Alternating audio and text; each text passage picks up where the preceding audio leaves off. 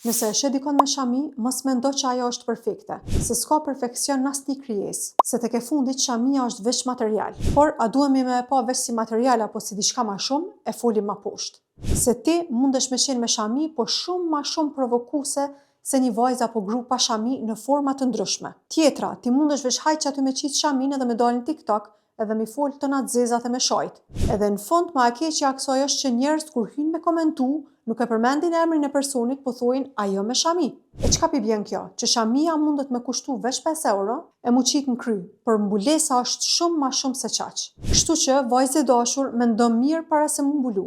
Se mbulesa islame nuk duhet mu pa veç si material, por duhet me u pa si bindje e besim. Ajo përfshi në vete shumë rregulla, të cilat nëse s'mundesh me ju përmbajt, veç jep vetes edhe pak kohë, derisa ta vendos definitiv se don me e vendos. Vajzat edhe gratë me shami normal që nuk janë të pagabushme, por gjithsesi që duhet me dallu për mirë. Mbulesa nuk është lojë.